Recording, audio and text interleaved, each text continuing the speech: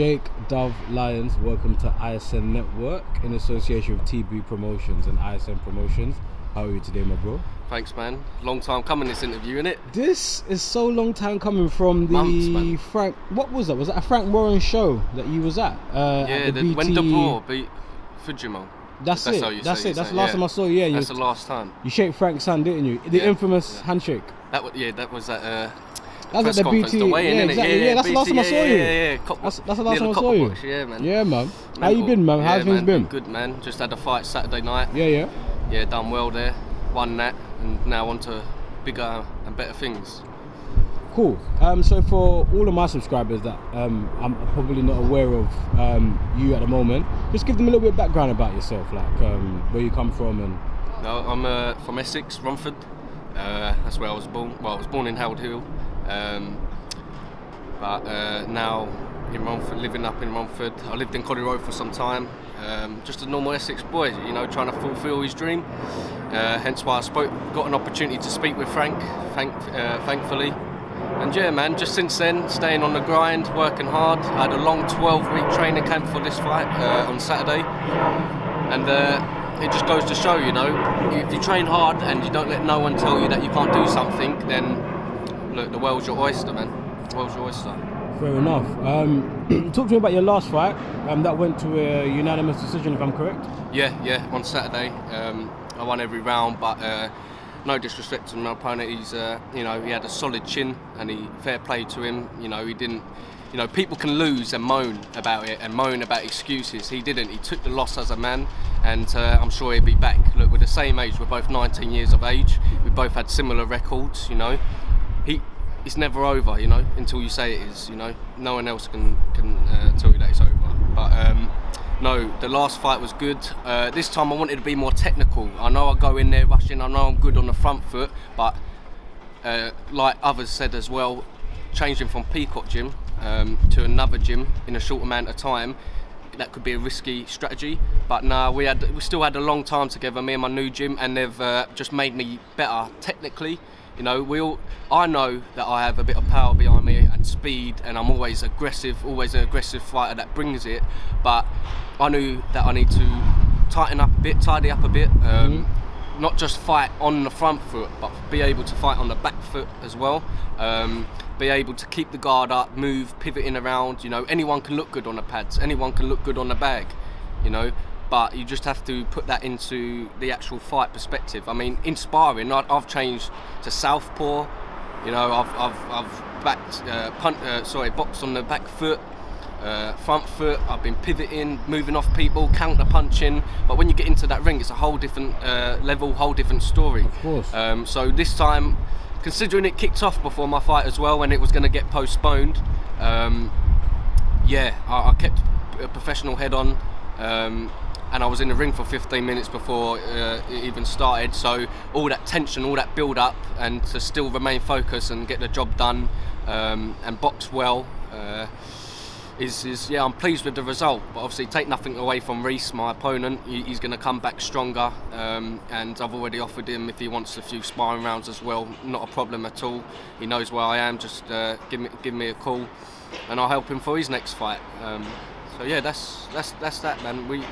You train hard. My coach told me one thing: you train hard, and you fight easier.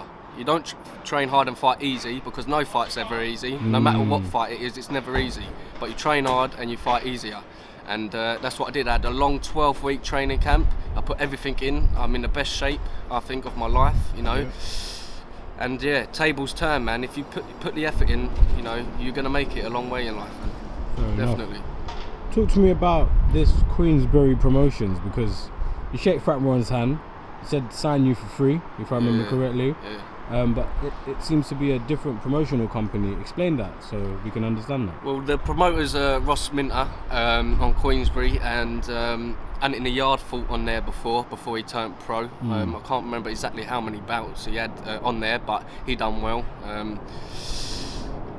It's different in terms of, it's more like a semi-pro step, I would say. Okay. You know, but there's a lot of good ex-pro fighters that have come back and fighting on there, and there's a lot of young talent. There's a lot of amateur fighters on there as well that have had a load of amateur fights. So it's a big step. You can't really blink in that one.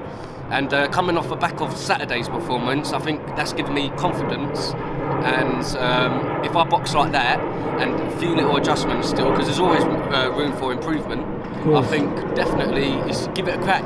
Because last year, and I'm going to be honest, last year Ross asked me to go on Queensbury.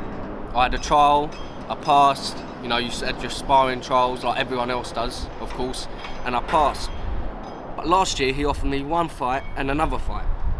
And I could have had the title fight then, but I decided to be humble, stay in my lane and say, look, there's no rush for anything, you know what I mean?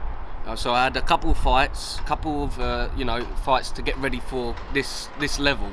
And thankfully, Ross waited on me and said, no problem, that's, you know, and that just shows how good of a promoter he is, you know? He could have said now or never, here's your chance now or never, but he said, no, if you think you need more time to get more experience under your belt before you come on my show and be a part of my boxing league, then go and do that. So I appreciate that very much, Ross. And Ross Minter actually beat Chazza Simmons, who I beat at Indigo 02, obviously different level back then.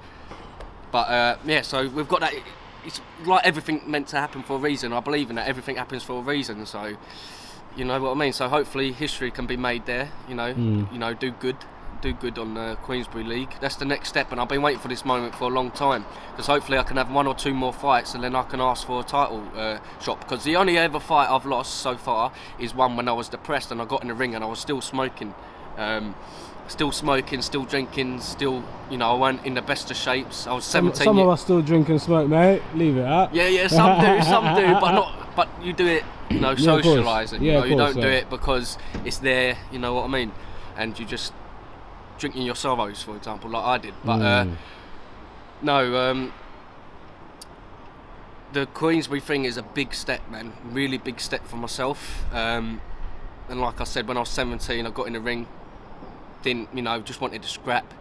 Lost on points, my first ever one. You know, the guy was experienced. He was, you know, 20 years older than me, even though that don't mean a lot anyway. And he was just had that couple of years experience on me. I only had not even a month in the gym. I just went, late comer, I'll step in. And I knew boxing didn't work like that. And obviously I carried on through my depression and mental health issues. And then after a while, after about 5-6 months, 7 months even, I thought, you know what, I'll get back to it. And then I got back to it. And now, thankfully enough, since I've got back to it, I've been undefeated in my last 4 fights, which I'm, you know, very grateful for. You know, God gave me a second chance in life. I just want to thank, like, you know, everyone that supported me throughout the way, throughout this journey as well. So it'd be great to go on Queensbury, because I've always dreamt of fighting here. Of course, I want to fight for Frank Warren's Queensbury one day, you know. But everything's baby steps in life, you know. You got to walk before you can run. And I'm just learning, man. You know, I'm still young. Like I said, I just turned 19 in a couple of months back. So I've got plenty of time, you know. That's the ideal thing about it, you know. And I'm a patient person. I'll wait for something, and I'll keep on going, and I won't give up on something, especially if I want it that much. So Queensbury is a big step for me, and then hopefully, who knows, after this one, if I win it, title fight next, or if I have to prove myself again, I'll just keep on proving myself again. What title are you looking at when you're talking about title fight? Obviously, you're talking domestic level. Yeah. But what title fights are available to you at your weight under this current promotional Queensbury? A lot of people might think, oh, you think too far, you think too this, you know, you're thinking way ahead of yourself. But listen, I had one dream to focus on after coming back from depression, and that was to obviously win, be a purpose, be a role model to others, show that others can do it. You know, I can do it, you can do it. Show that I care. You know, show that show support to others. And the best thing was for me in terms of boxing wise was obviously the reason being to box again was because obviously I went through everything that I went through, and just to come back and just enjoy myself. But now I really do want to fight at Queensbury level, and I have, you know, well, I'm going to. I'm making my debut May 16th in Croydon, and I just make sure you get us a ticket, yeah. Yeah, of course. Sweet. But what my main thing is, you know what, come back and go for it. You know, dream big. If you dream small, you're going to achieve small. If you dream big, you're going to achieve big. So if So the title would obviously be one of the Queensbury super middleweight titles. Whether that takes me a year to get an opportunity, 2 years, 10 years, or 1 month, I'm going to take that opportunity when it comes. That's the goal. I'm not asking for a title fight, because I've got to deserve one first. You know, I haven't even fought on a Queensbury league yet. I've got to deserve one, but that's my goal. And you know, my goal was to come back to boxing and do well. And I never thought that could be possible. But look at the things I've achieved now.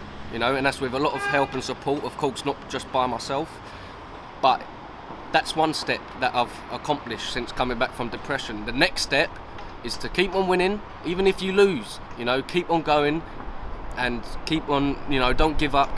Just keep on that grind. And the next step will be a title opportunity. Whether that's it, like I said, whether that's at the end of the year, whether that's next month, or whether that's in 10 years' time, is to win a title, obviously. Because if you look back at it, you don't go swimming, to not get your badges, you know, like swimming lessons. You don't not take swimming lessons to not achieve your badges, your next level, you know. Yeah, of course. You don't play in a football league, a competitive football league, to not try and win the title. You know, some people may do it for enjoyment, of course, but you know, a lot of people, you want to go and win this, you want to win that, you want to be the golden boot player for your team, you want to be the captain for your football team. It's the same in boxing. You want to win titles. You know, whether, you know, don't matter how long that takes. It might take longer than what it would in football, of course, because boxing ain't no game. But you know what I mean. To be honest, if anyone says, you know, like, oh, I can't do that, I don't believe it. I never thought I could come back from thinking to be suicidal, or thinking, you know, is today going to be the day, you know, that it all ends, or you know what I mean. So if I can come back from that, you know, it's what Tyson Fury said as well. He's a big idol. Well, I want to touch on that. So, sorry to cut you there, but talk me through, because I'm unaware of obviously the depression and how you've come back from boxing. Of course, Tyson Fury is very inspirational in terms of coming back for mental health, and shout out to Tyson Fury and his team. But give me a bit more depth into yourself. Where was you at before you made this positive change? Because as well as, you know, Tyson Fury, he's in the limelight, you know, WBC current champion, and you know, he's come back from it. But for someone at your level, and for people that are even not even at your level, who are thinking about turning their lives around and pursuing whatever their dreams are, talk to me about your journey in there and how you've got to here. It's hard. I mean, I haven't even been fully honest about my whole story, really, because there's still a lot of things that I've kept away from the cameras, and I've said I've had depression, I've said I've smoked 20 a day, more than that obviously, and I've just kept it small, like, because sometimes even myself, I don't feel like comfortable talking about it, but you know, because it hit the emotion size and that of you, but you've got to look past that, and because other people might need my help, you know, because I've come back from it, you know what I mean. Like Tyson was an inspiration to me. What people don't realise is that, for example, Tyson was already in the limelight, and he had earned at least £1 million prior to when everything went different for him, or at least his perspective changed. But for someone at your level and my level, this is very inspirational for people to kind of know that even at this stage, wherever they're at, if you were doing 20 a day and, you know, you was not mentally in the right place, and boxing is your vice, if we want to call it that, or boxing is my medicine. That's what it is. Boxing is your medicine, right? There's other people that have different types of medicines but are positive. Yeah. Just talk me through how you overcame that initial hurdle, because it starts with a day, then a week, then a month, and then you're here. So you know, you're fighting on Queensbury now, and you're still exactly. I never thought, like, even when I trained down here in Peacock where we are today, I never thought I'm going to get the big opportunity to have good friends like Louis Lynn and stuff like that, who are professional boxers, James Branch, that have supported me, Dan Aziz, that have supported me on the journey, you know what I mean, always have backed me to do well. So just give us a little even bit. Daniel Dubois has said, like, you know, keep going, never give up, you know. So it's it starts from. If you're not comfortable giving us all the detail, that's fine. I understand that. But just give us a little bit about how did you overcome? Now, talking about it does help a lot. Okay. And it helps other people. That's why I talk about it. But so at the start, it was really it was hard. I was in college at the time. You know, I was not getting on with stuff. as good as what I would normally do. I was started off as a smoker, but as I got the depression, it lent to more smoking and a lot more smoking than I should have. Hanging around with the wrong sort of people, if you like, that actually don't have your back. We've all been there. We've all been there, definitely. Yeah. And what it was is I never had that self-confidence in myself to be like, you know what, this is what I'm going to do. I'm going to do it. I was always cared about what other people thought. But obviously, as I progressed in life, you know, it doesn't matter what anyone says. You know what I mean? Look at me now. No one said, even on Saturday, people were saying, Jake, you ain't going to win it. You know what I mean? Right. Even in my last fight, you ain't gonna, just silly little people. And then so we go back to it. So from there, it went on to me being depressed. Obviously, yeah, we've all had a love life and everything. Of course, and that went all down the drain. And you've been with someone for a couple of years. It's it is what it is. It is what it is. You move got to go on. through that. You miss one anyway. bus, there's another one straight behind it. Of course. And then from there, I left college, I went into work. It was a bit hard in the work life. I was working really hard and I just felt a bit isolated because I left college, and then I've gone and then I went into work really trying hard, earning some money and that, and then the job went a bit funny, so then I was back on the grind again, trying to find a job again, and then it just all got too much. Then I started smoking even more, and then I just isolated myself, man, and I just isolated myself. Obviously my brother went into care as well. We were close for various reasons as well. My granddad had a stroke, everything just come on top. Yeah. And I just piled it all on top and kept it all inside. And there was one moment, a couple, but one moment where I come close, where I was standing over a bridge and I went, you know what, is it time? Yeah. You know what I mean? It's and I went to do it, and funny enough, I was actually on the way to one of my pals' house, and my phone rang as I was thinking. And I picked it up, and he said, like, Jake, yo, where you at? You meant to be here 30 minutes ago, like, what's happening? I went, oh, sorry, man, I just went shop. So anyway, that took my attention away from suicidal moment. Put the phone down, I thought, oh, I've got to get to my boys' yard now, you know what I mean? So I went over there anyway, so I went over there, and he said, the first thing he said to me, not hello, how are you, what's happening? The first thing he said to me, and he noticed, and it showed that he's a good friend, he turned around and said, you say you went to the shop? I went, yeah. And he went, so where's your stuff at? Because I had no bag on me, I had nothing. Yeah. And I was like, oh. And then I sort of had that sticky situation there, and that's when he turned around and said, no, you're not right. What's the matter, man? You know what I mean? So then I went to the doctors. Obviously, I had tonsillitis in both tonsils because that's from the smoking and that. And I weren't drinking and eating, and they were just saying my kidneys were giving up on me if I didn't stop. So yeah, I was meant to be out for about 3 months. They said, the doctor said to me, 3 months. They said, if you need antidepressant tablets, we would obviously prescribe you with some, but we think right now you just need to get back on your eating. You know what I mean? Lower the smoking down. Because it's not just easy just to stop just like that. Yeah, of course not. So yeah. And then after that, I was meant to be at, I was meant to be away from work for 2 or 3 months at least, to get my head back together. But I come back within 4 weeks, because I looked at myself in the mirror, and something I don't know what it was, but saying went, Jake, it's time to wake up. Yeah. Splash water in your face, give yourself a few slaps in the face. That's it. Wake up. Time to go. There's more light out there. You just don't go looking for it. Don't go looking for it. It'll come to you. Just keep your head up. Take each day as it comes.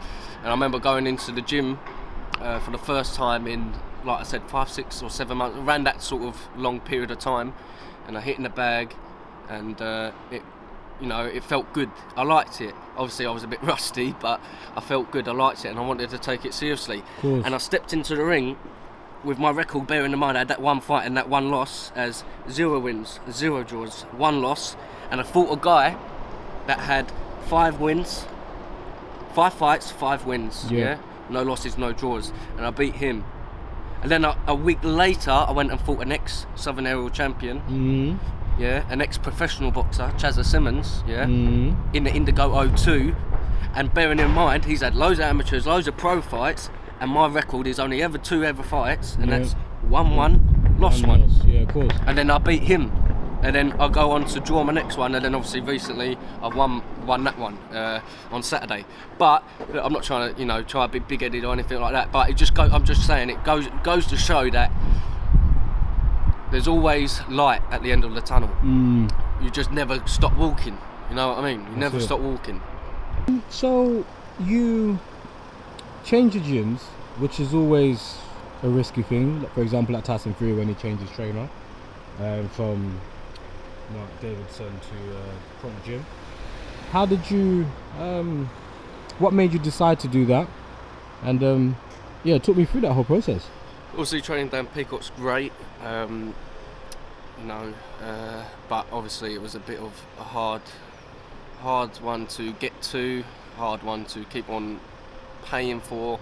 I needed just something more local, and I actually worked in a local Sainsbury's where I live, and a coach and trainer said to me from the gym that I'm at now, Your Gym Fitness, but I've changed the name to Your Gym Boxing now, come in and based in Elm Park, and said to me, look Jake, come over, I know you're boxing that, come over, have even just a couple rounds down there, you know what I mean, with a few of the lads and that.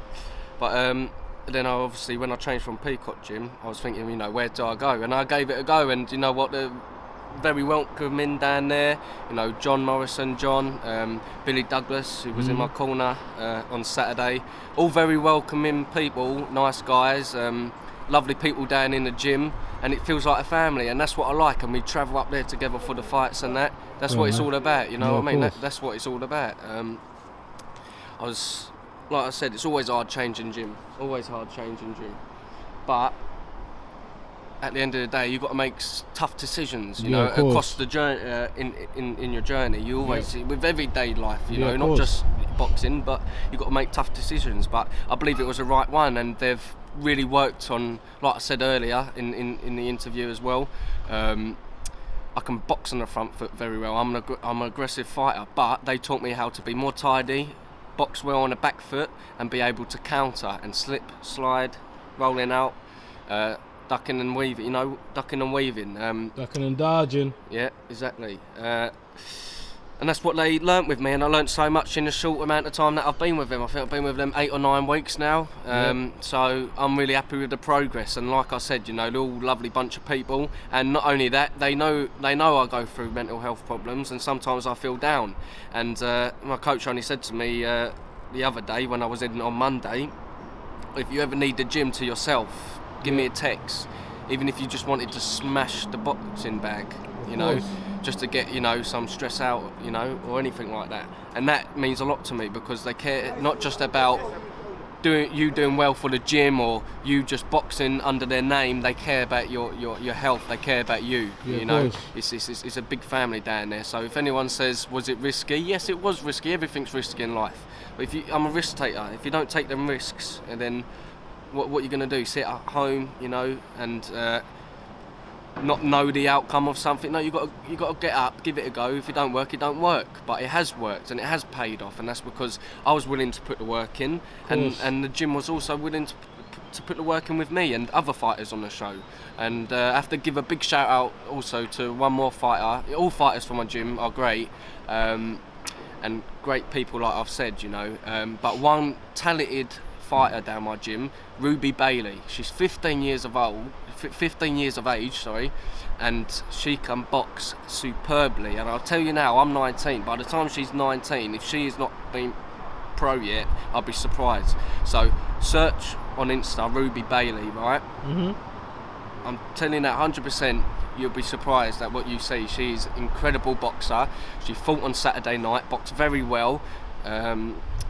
And yeah, she's incredible as well, so I learned a lot from her myself, she's been boxing longer than me. She started at a right age, and I'll spar her, and I'll tell you what, I don't want to take one off her, because she's got a solid right hand as well, so she'll be the new Katie, so keep an eye on her. But your gym has been it's been great, and I just want to. A lot of people say, are you going to change gym again for the Queensbury promotions and that, Why would I need to change gym again? I said, I've got everything, the world's my oyster at the minute, Exactly. you've got to stay loyal to your coaches, man. Of course. And especially coaches like Bill and John and another John down the gym as well. You know, all my coaches have been good with me now, so I'm going to be good back to them. We've got to win together as a team. There's no I in team. We've got to win together as a team, and now in Queensbury we'll also get the win together as a team, and we'll push forward as a team. Nothing's going to come in between that.